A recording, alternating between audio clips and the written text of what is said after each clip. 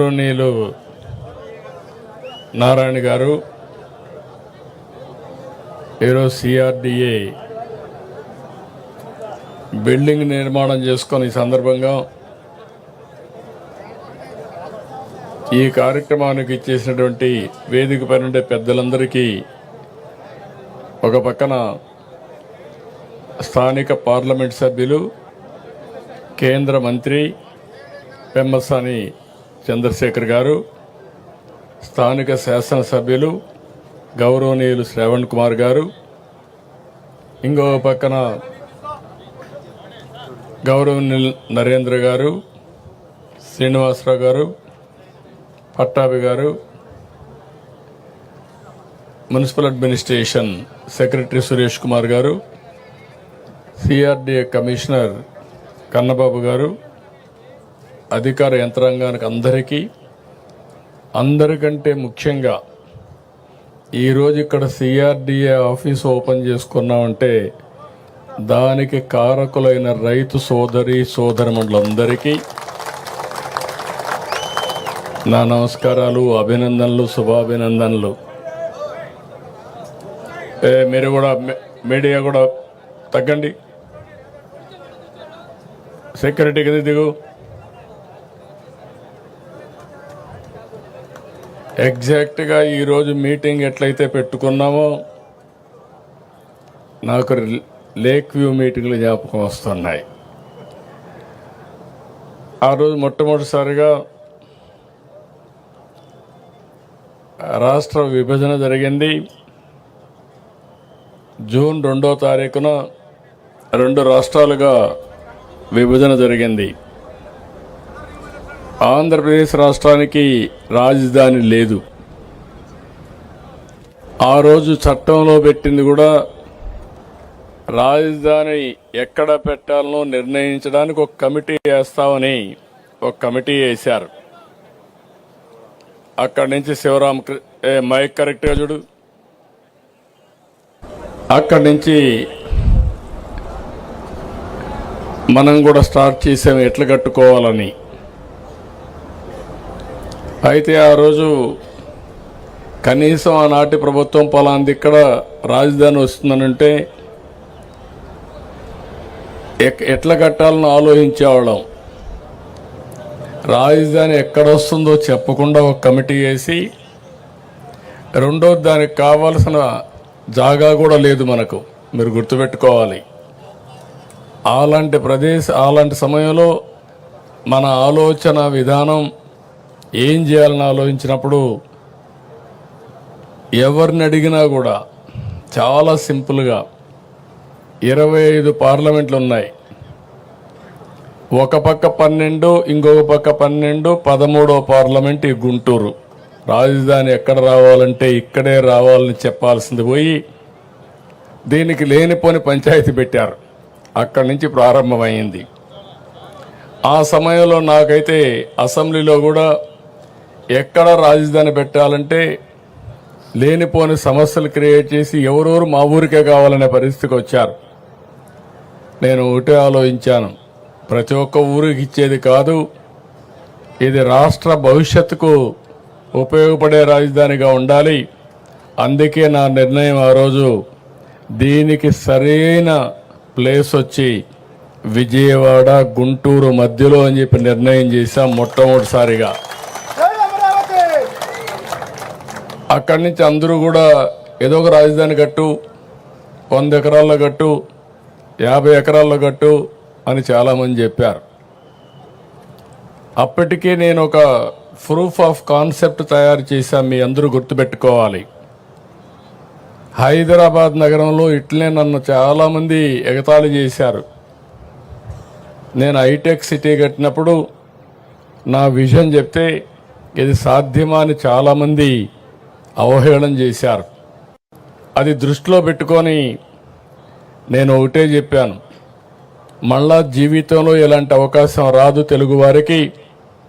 ప్రపంచంలో ఒక మంచి రాజధాని, అది కూడా ప్రపంచంలోనే ది బెస్ట్ రాజధాని ఇక్కడ. అక్కడ కట్టింది బ్రౌన్ ఫీల్డ్ రాజధాని, ఇక్కడ గ్రీన్ ఫీల్డ్ రాజధాని కట్టాలంటే దేనికైనా ల్యాండ్ కావాలి, మీరు గుర్తుపెట్టుకోవాలి. ఆకాశంలో రాజధాని కట్టలేం. హైదరాబాద్లో అవకాశం ఏంటంటే రాజధాని కట్టే సమయంలో గవర్నమెంట్ ల్యాండ్స్ చాలా ఉండేటివి. మొత్తం సైబరాబాద్ ఏరియా అంతా కూడా. దానికి కారణం నిజాం పరిపాలనలో అక్కడంతా కూడా డెవలప్ కాల. గుర్రాలన్నీ కూడా అక్కడ గ్రేజింగ్ పెట్టేవారు, మొల్చేది. అలాంటి ప్రదేశం చాలా గవర్నమెంట్ ల్యాండ్స్ అని కొంతమంది హైదరాబాద్ నుంచి పాకిస్తాన్కి వెళ్ళిపోయి ఆ ల్యాండ్స్ కూడా వదిలిపెట్టిపోయారు. అవన్నీ తీసుకొని నేను బ్రిక్ బై బ్రిక్ డెవలప్ చేశా. ఆ అనుభవం నాకుంది. అయితే ఇక్కడ ఏం చేయాలని నాకు అర్థం కాకపోతే నాకు దారి చూపించింది ఇక్కడుండే రైతాంగం అని చెప్పి మరొకసారి మీ అందరికీ విజ్ఞప్తి చేస్తున్నా. మీలో ఎందుకంటే భూమి అనేది ఒక సెంటిమెంట్.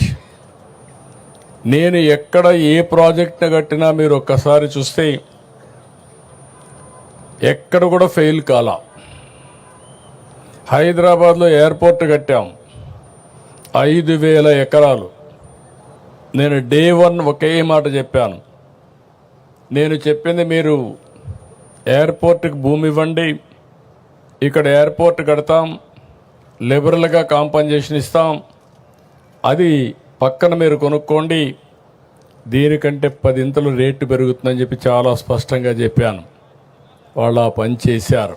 ఎంతమంది రెచ్చగొట్టినా వినకుండా చేస్తే అక్కడ ఎయిర్పోర్ట్కి ల్యాండ్ ఇచ్చి పక్కన ల్యాండ్ కొనుక్కున్న వాళ్ళందరూ కోటీశ్వర్లు అయ్యారంటే అది ఆ రోజు నేను చూపించిన విజన్ అని చెప్పి కూడా నేను మీకు తెలియజేస్తున్నా. ఆ నమ్మకంతో మీరు ముందుకొచ్చి దగ్గర ల్యాండ్ పూలింగ్ కాన్సెప్ట్ ఇది ప్రపంచంలోనే నూతనమైంది. ఎక్కడ ఏ దేశంలో కూడా సక్సెస్ కాలా. అలాంటి నూతనమైన విధానానికి ఆ రోజు నారాయణ గారు, శ్రావణ్ కుమార్ గారు, పుల్లారావు గారు కూడా ఉన్నారు. ఆ రోజు మంత్రి పుల్లారావు, స్థానిక శాసనసభ్యుడు మన శ్రావణ్ కుమార్ గారు, నారాయణ గారు మంత్రి. మీ అందరితో నెగోషియేషన్లు చేశారు, మీరందరూ ముందుకొచ్చారు. ఫస్ట్ టైం చరిత్రలో ప్రపంచంలోనే ల్యాండ్ పూలింగ్ కింద అందరూ కూడా ల్యాండ్ ఇచ్చిన ఏకైక చరిత్ర అమరావతి రాజధాని. అది నా జీవితంలో ఎప్పుడూ మర్చిపోలేను. అలాంటి దీనికి దోహదం చేశారు. తర్వాత జరిగిన 5 ఏళ్ళు. అయితే ఆ రోజు మనం గుర్తుపెట్టుకోవాల్సింది, ముందు రాజధాని ఎక్కడ పెట్టాలని నిర్ణయం జరిగింది. ఆ తర్వాత మీరు ల్యాండ్ ఇవ్వడానికి కొంత సమయం ఏ విధంగా రావాలి పాలసీ అన్ని కూడా నిర్ణయించాం. ల్యాండ్ పూలింగ్ చేశాం. అప్పటికే లేట్ అవుతుందంటే సెక్రటరియట్ కట్టాం, అసెంబ్లీ కట్టాం. నేను ఆ రోజు చెప్పింది మాస్టర్ ప్లాన్ ప్రకారం మనం సెక్రటరియట్, అసెంబ్లీ ఇవన్నీ వచ్చే లోపల మనకు ట్రాన్సిట్ అంటే ఈరోజు ఉండడానికి మంచి బిల్డింగ్లు కావాలంటే అవి కావాలని అపోజిషన్ పార్టీ ఇవన్నీ కూడా రేకు షెడ్లు వేస్తున్నారు, లేకుంటే ఇంకోటి చేశారని చెప్పి అపహాస్యం చేసే పరిస్థితికి వచ్చారు. కానీ ఈరోజు నేను చెప్తున్నా, I'm very happy. First building CRDA building మొదలైంది. ఇది ప్రారంభం మాత్రం. రేపు రాబోయే రోజుల్లో గవర్నమెంట్ బిల్డింగ్స్ కానీ ప్రైవేట్ బిల్డింగ్స్ కానీ అన్నీ వస్తాయి. ఇది ఇంకొక విషయం కూడా మిమ్మల్ని అందరినీ కోరుతున్నా. మీరు పడిన కష్టాలు 5 ఏళ్ళు నేను చూశాను. ఆడబిడ్డల పడిన అవమానం నేను చూశాను. రోడ్డెక్కి పోరాడారు. ఆ రోజు ఒకటి కాదు అనేక ఉద్యమాలు చేశారు. మీరు చేసిన ఉద్యమానికి అండగా ఉండడానికి నేను కూడా జోలి పట్టి డబ్బులు వసూలు చేసి ఆ డబ్బులన్నీ అజిటేషన్కి ఇచ్చా.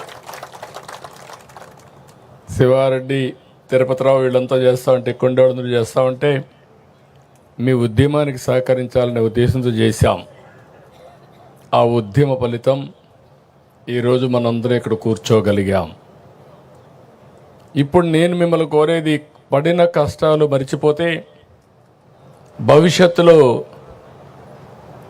ఓసారి మనం అటు ఇటు వెళ్ళిపోతాం. మీ కష్టాలు నేను చూసా, మీ ఇబ్బందులు నేను చూసా, మీ త్యాగాలు చూసా. ఆ త్యాగాల ఫలితాలు మళ్ళీ మీరు అనుభవించడానికి నేను అన్ని విధాలుగా మీకు సహకరిస్తానని మరొక్కసారి మాట ఇస్తున్నా. దాంట్లో అనుమానమే లేదు. ఫేజ్ 1 ల్యాండ్ పూలింగ్లో మీరు భూమి ఇచ్చారు. ఫేజ్ 2లో మీరందరూ కష్టాలు పడ్డారు. ఇచ్చిన నేరానికి, లేకుంటే మీరు చేసిన త్యాగానికి మిమ్మల్ని నానా హింసలు పెట్టి, ఒకటి కాదు అన్ని హింసలు పెట్టారు. వాళ్ళ అక్కస్ ఎంతవరకు ఉందంటే, కడాన మొన్న కూడా మీరు చూస్తే రాజధాని ప్రాంతం వేశ్యల ప్రాంతం అని మాట్లాడే పరిస్థితికి వచ్చారు. రాజధాని ఎక్కడుంది, ఇది ఒక ఎడారని మాట్లాడారు. రాజధాని ఎక్కడుంది, ఇది ఒక శ్మశానం అని మాట్లాడారు. ప్రతి ఒక్క వ్యక్తి ఉండే వాళ్ళల్లో మీ మైండ్లో అది ఉండాలి, మీ మనసులో అది ఉండాలి. ఉండి ఈ ఐకమత్యం దేనికి కాదు.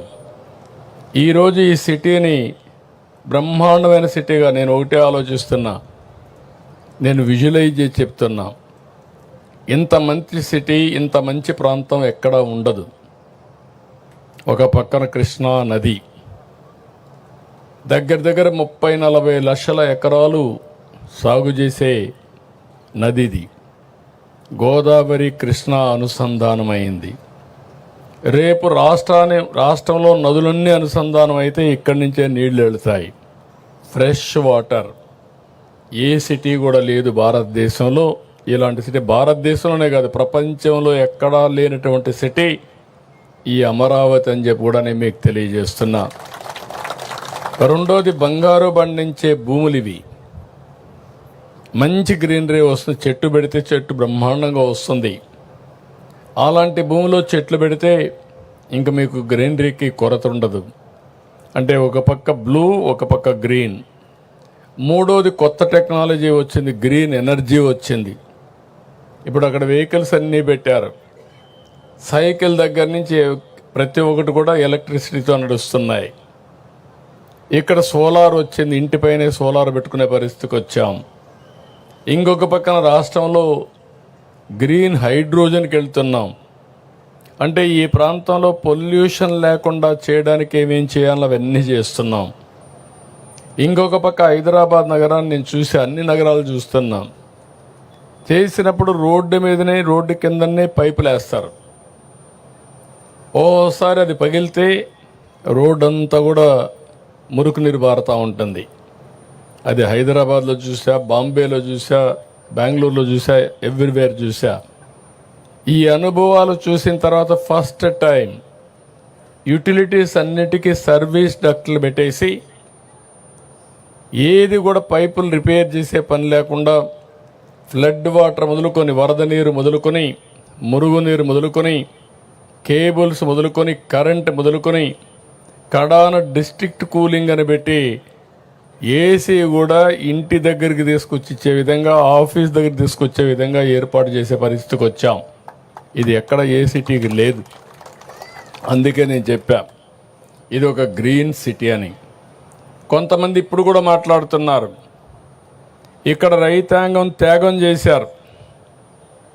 మీరు త్యాగం చేసిన తర్వాత ల్యాండ్ పూలింగ్లో ఎప్పుడు కూడా కొన్ని వేల కోట్ల రూపాయలు ల్యాండ్కే ఖర్చు అయ్యే సందర్భంలో మీరు ఇచ్చింది మీరు డెవలప్ చేయండి, ఆ అభివృద్ధి వల్ల దీనివల్ల ల్యాండ్ విలువ పెరుగుతుంది, పెరిగిన దాంట్లో మాకు కూడా కొంత ఇవ్వండి.